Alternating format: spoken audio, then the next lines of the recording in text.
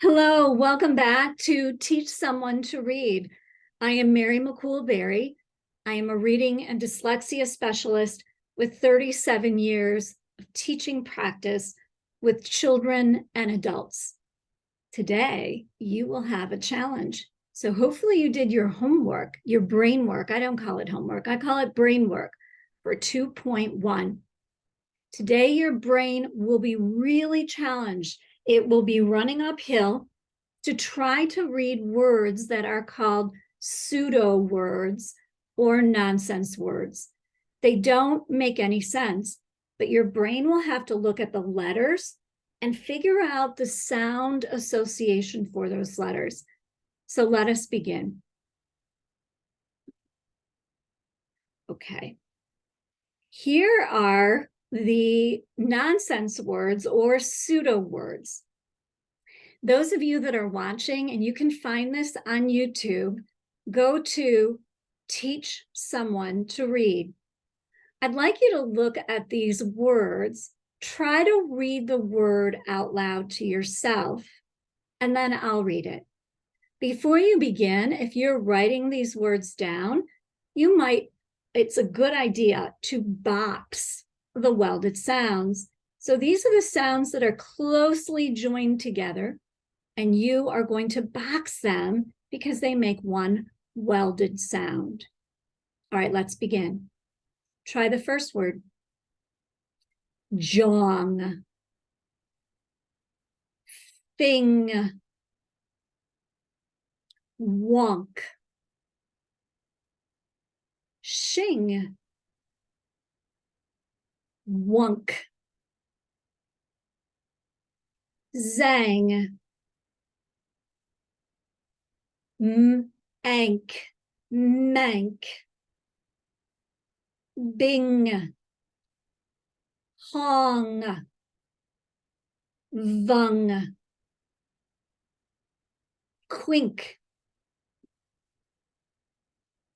Zung. Kang. Lonk. Ving. Okay, down below.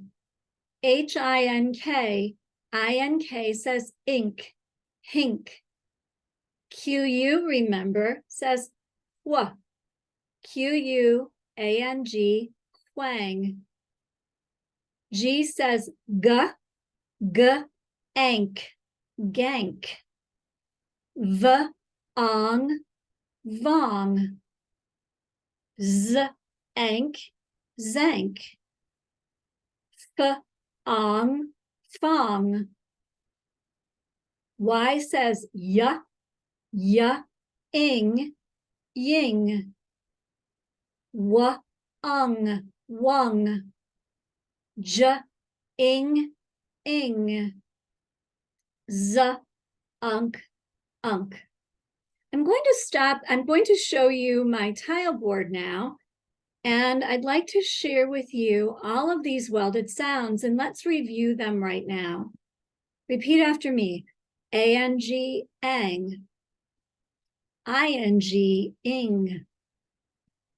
O-N-G, ong. U-N-G, ung. They all end with N-G. A-N-K, ank. I-N-K, ink. O-N-K, onk. U-N-K, unk. Your turn. Ang, ing, ong, ung, ank, ink, onk, unk. These are very important in order to do the work in this lesson. Okay, let's go to some sentences, new sentences this week that you are able to read.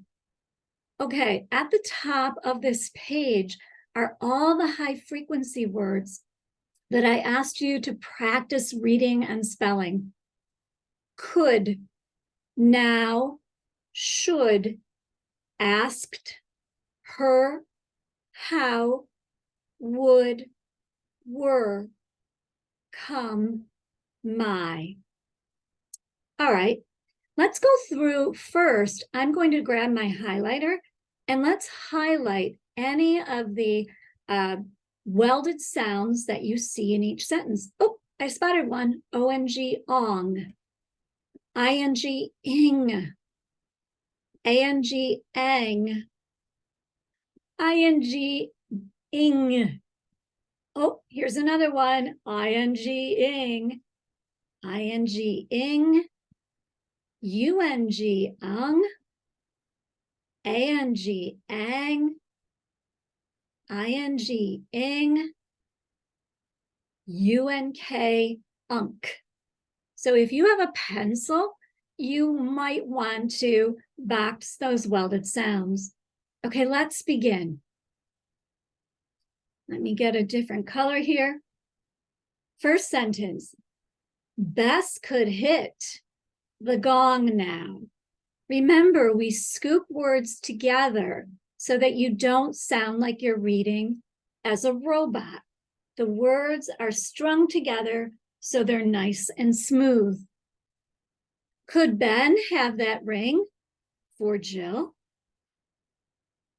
I should have asked you to hang this up for me. Jess did not want to ding her van. How come the ring did not fit in the box? I would get that thing off the wall quick. The song was sung when we were in the mess hall. I have a pang in my gut now. Would you get the ping pong balls from Jeb? I asked for a chunk of gum. Okay, most of these, a gong is a big bell. So those of you that are unsure about some of the vocabulary, above the word gong, G-O-N-G, write bell. Jess did not want to ding her van. That means she doesn't want to dent her van. So I'm going to write dent above the word ding. 8, I have a pang in my gut now.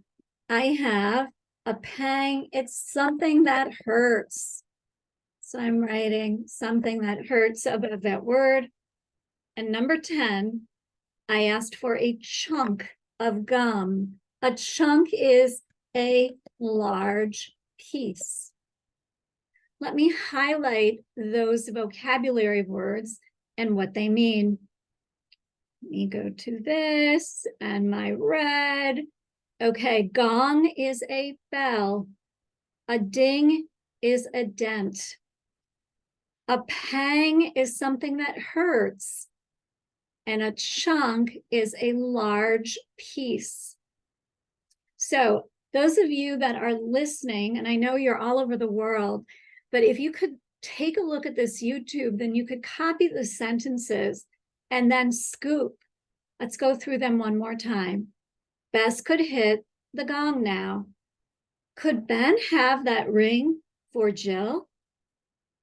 I should have asked you to hang this up for me. Jess did not want to ding her van. How come the ring did not fit in the box? I would get that thing off the wall quick. Notice there's an exclamation point here. You're saying this with a lot of expression.